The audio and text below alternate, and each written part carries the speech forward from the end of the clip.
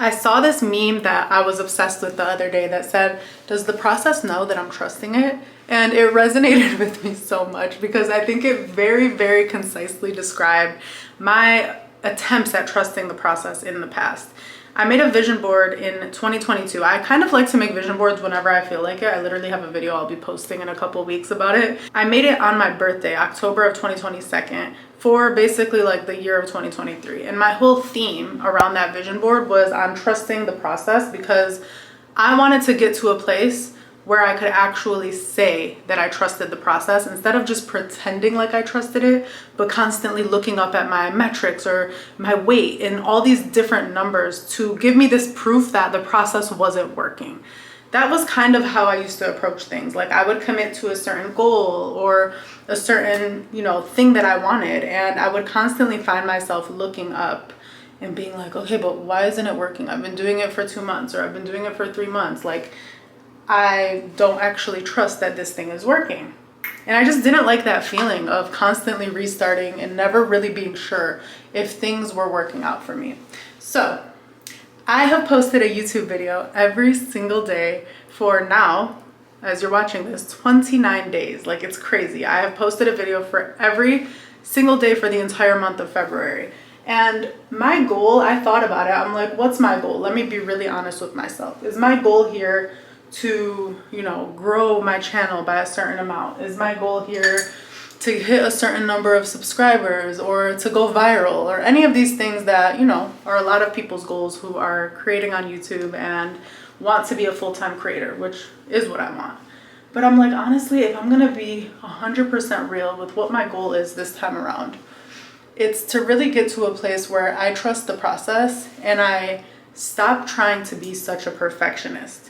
Because I was like, I can have a video go up every single day for the entire month of February.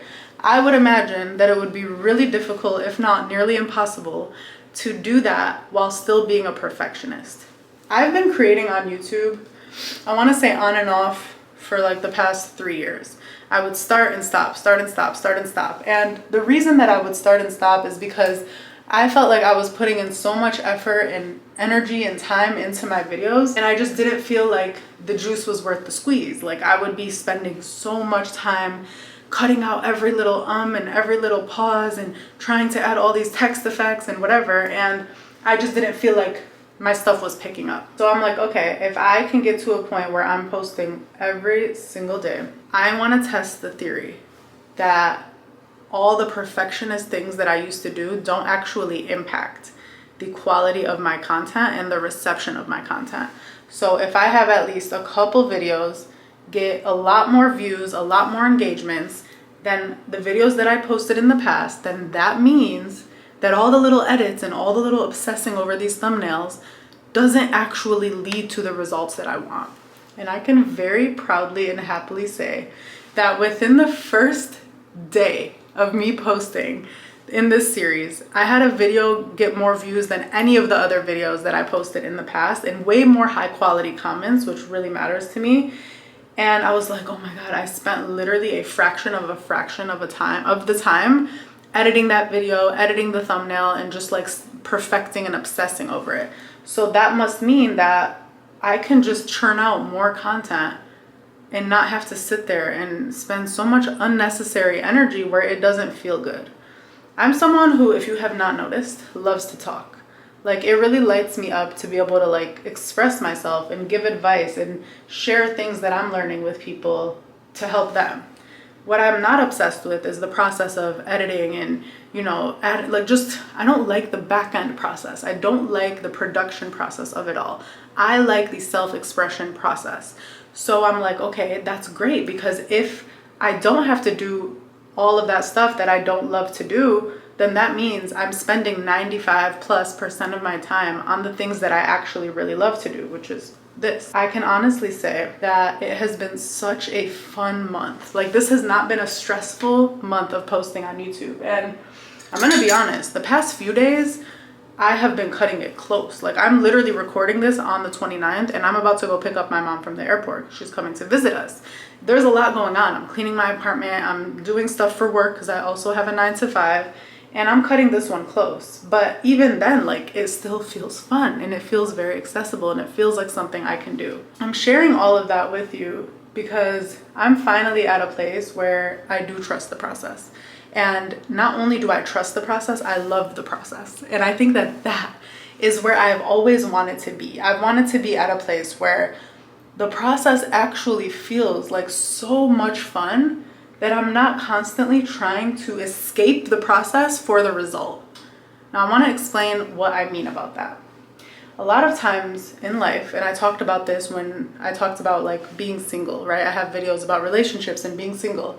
I feel like a lot of single women feel like being single, which we can argue is a process, right? A lot of people feel like being single is this like very unwanted condition or unwanted position that they are in life.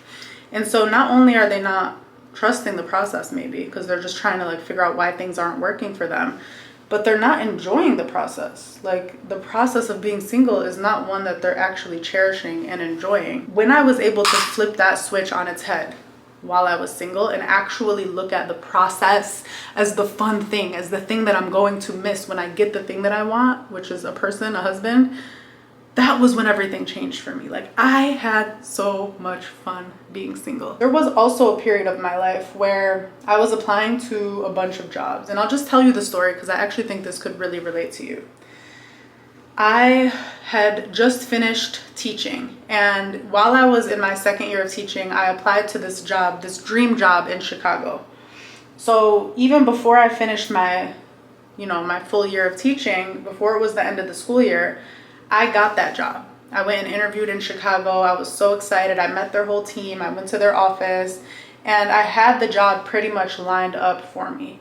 But when they gave me the job offer, the salary was way too low for what I wanted. And I was just, adding things up and looking at it like, I want to get an apartment in Chicago. Ideally, I don't want to have a roommate. And this just doesn't look like it's going to work for me. So I tried to negotiate the salary and it didn't work out. So I was really sad to have to turn down the offer. Not only was I really sad, I kind of put all my eggs in that basket. So I didn't have another job offer lined up. And I knew I wasn't going to teach another year or not. I definitely wasn't going to say that I'm teaching another year and then leave my kids in the middle of the school year. Like, that was not going to happen. So basically I was unemployed for, I want to say like 4 or 5 months. I was unemployed. And what did I do? I basically treated that period of time like a job. Like, I woke up every day, got to the coffee shop by 9 a.m. and started applying to jobs. Applying. Now, a few things happened during this time. First of all, I was extremely stressed out. I was like, oh my God, I'm unemployed. What's gonna happen to my career? Like, what does this mean about me? Does this mean that I suck? I'm getting all these rejections because people aren't even wanting to interview me. Like, what's going on? This is crazy. And I had all this desperate energy, which really pushes things away. So things were not working out. They were not looking good. And I was feeling a little bit depressed.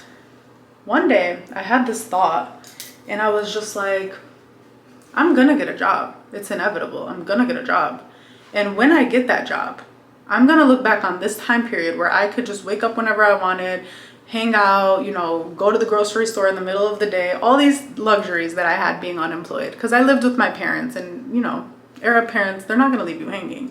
So I'm like, when I get the job and I have to work, I'm gonna miss the leisure time that I have here. I'm gonna miss the fact that, yes, I'm stressed and busy applying to jobs, but other than that, like, I can kind of enjoy my downtime. So why don't I focus on having fun right now, knowing that I will get a job? I wanna be able to look back on this time period and be like, oh, you made the most of that time. So that day, I basically decided, like, I'm gonna have fun. I'm gonna keep doing what I need to do. I'm not trying to tell you, like, don't put yourself out there or don't go after what you want. But in the process of going after what you want, how can you make it fun? So I ended up getting a job, I want to say a month after me thinking that way. And sure enough, when I got my job, I did thank myself for being the type of person who just like cherished that time. Like, everything worked itself out, because it always works itself out.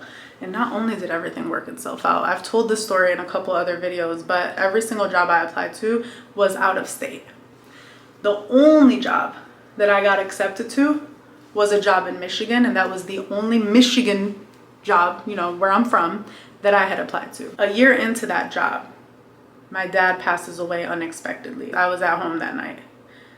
And one of the first thoughts that crossed my mind was, had I taken a job in Chicago or out of state, I would not be home right now. Had I taken a job out of state, I wouldn't have spent my last year, my last year with him, I wouldn't have been able to spend that with him.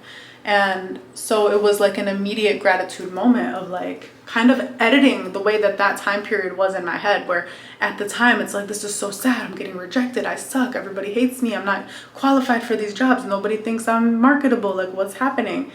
To, oh my God, God was protecting me.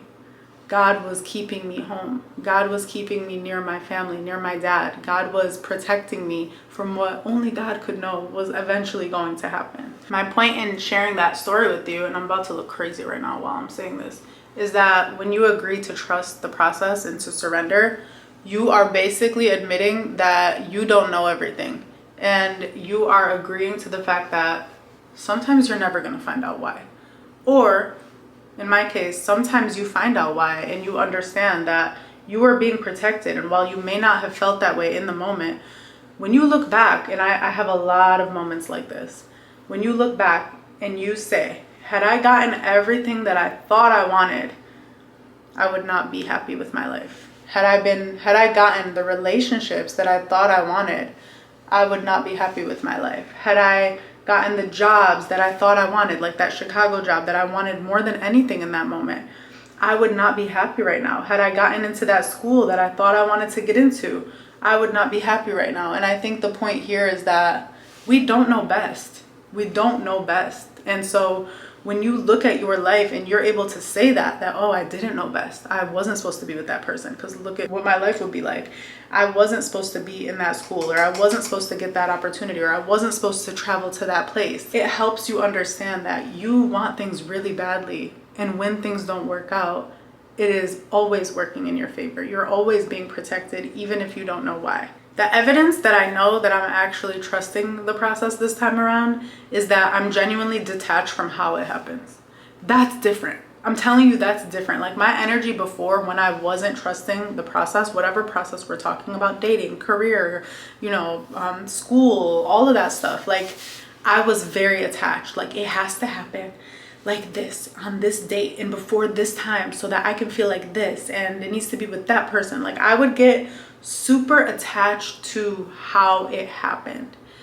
And in the times in my life where I genuinely was trusting the process, I was clear on what I wanted, but I just was okay with however it happened. Like I'm very, very clear. I make no mistake that I want to have a huge platform. Like I want my message to be for the masses. I want people who are engaging in my comments. I want that. But I know that I'm trusting the process because it's day 29 and I don't have 100K or 1 million, and I don't feel discouraged by that. I feel excited. I'm like, this is so much fun. Like I'm having so much fun. People are engaging with me. Like I'm focusing on the ways that I do have what I want right here and right now. If you're looking for a healthy, happy relationship and you are single, focus on the thriving relationships that you have in your life right now. Focus on the love that your parents are giving you. Focus on the love you get from your pet, from your friends. Like focus on the love that already exists if you want to attract more love. If there's a specific career that you want, focus on the resources that you have at your disposal right now. Focus on the ways that you are aligned with your professional goals instead of the ways that you're not, so that you can continue to attract more things. I've been saying this lately and I love it because it keeps me in check. You are a magnet. Assume that. Now audit yourself and your energy. As a magnet, what are you attracting right now? If you're someone who is constantly stressed and worried and thinking about the future and, catastrophizing, what are you attracting?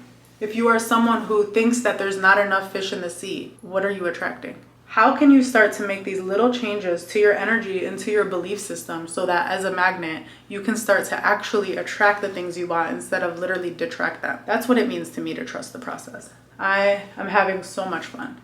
I was talking to my husband the other day because he's an actor. So we both are in this place where we're like following our dreams. We're literally going full force after our dreams. And both of us have had like a lot more success in the areas of our life that we're passionate about over the past year than before. And I would say if I had to point out what has changed, I genuinely think we have stopped waiting for the things that we want in order for us to start having fun.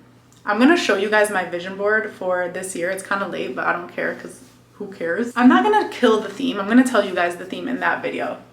But one of the other themes that is like, I would say a secondary one that I've kind of adopted is follow the fun. Like in my life right now, I wanna follow what feels fun. If things don't feel fun, I'm not really trying to do it. And I've applied that to my YouTube journey too. Like certain kinds of content doesn't feel fun for me. So I don't care if that's what's going viral. I don't care if that's what gets me 1 million followers or subscribers overnight. Like that sounds like a nightmare to me, because guess what? If that's what I do, then that's what my audience is gonna want from me. And if that doesn't feel fun or fulfilling to me, then like, what would be the point? It's not just about following the things that feel fun to you. I think it's also about understanding that this can be the fun part if you let it. The single period of your life when you're still figuring out if you're gonna get a text back and you're trying to figure out if this guy likes you or not, like, I know that doesn't, sometimes that part can be toxic, but when it's the right guy, that can actually be fun. When you are crushing on someone and you're trying to figure out like if they feel the way that you feel, and you're like hanging out with them and going on these dates and there's that feeling of uncertainty, like that can be fun. Have you ever applied to jobs or applied to a school program and you're like so excited and you get called for an interview and then you're like so nervous about the interview and then you go do the interview and you feel so good about the interview, you're waiting for the email, you get the email, like that part is so fun. And then you're 2 minutes into the program and you're already kind of taking it for granted. I know I've been there. That was literally my journey to B school. Like I was so excited about the whole process leading up to it. And then I want to say literally like 2 weeks into school, I had to check myself because I was taking it for granted. I kind of started feeling bored again because I got what I wanted. And sometimes when you get what you want, and I've heard this from so many people who are so successful, who talk about like that period when they were still on the come up was their favorite period of life. And I want you to be able to enjoy that. I don't want you to be one of those people that looks back and you're like, oh my God, I wish I enjoyed this period of building my business. And I want to clarify one thing, like that's not to say that things aren't fun after that at all. But it's just to say that like the periods of time that feel the most anxiety inducing can also be the most fun if we pull ourselves out of it and look at the big picture. When you watch a movie, the best part of the movie is not the ending. The best part is the process to get to that big bang. You watch this beautiful romantic comedy or this really inspirational documentary. The best part of those movies is always the part where the person is still working towards the thing that they want, or the couple are still having these little conflicts before they figure out that they end up living happily ever after. Like the process is the fun part if you just let it be the fun part. Like the process can be the best part if you let it be. So whatever it is that you're doing, trust the process. Just decide that you're gonna get there wherever you wanna go. Decide that you're gonna get there. Be more scared of getting there and looking back on this time period and wishing that you enjoyed it than not getting there. Because that energy that I just described is going to be the exact energy that makes sure that you do get there. And when you do get there, you're gonna look back and be like, I'm so happy I was chill. I'm so happy I actually had fun. I'm so happy I enjoyed that period of my life because I'll never get it back. And actually, that period of my life was a lot more fun than the destination. I want that for you more than anything. So, as for me, I'm going to continue to trust the process. I honestly have no idea what my plan is. I don't know if I'm gonna be posting every single day. This was kind of a lot in all the best ways, but I'm gonna take a couple days to reflect on it, enjoy my time with my mom, and I will be in touch, letting you know exactly what my plan is moving forward. In the meantime, please drop a comment below letting me know what was your favorite content from this series. What is it that you want to see more of? What kinds of questions do you have? I would love to just take feedback and, recreate the videos that you enjoyed the most. And with that, this is the end of 29 Days of Power. It has been so real and so fun. Stay powerful, my loves.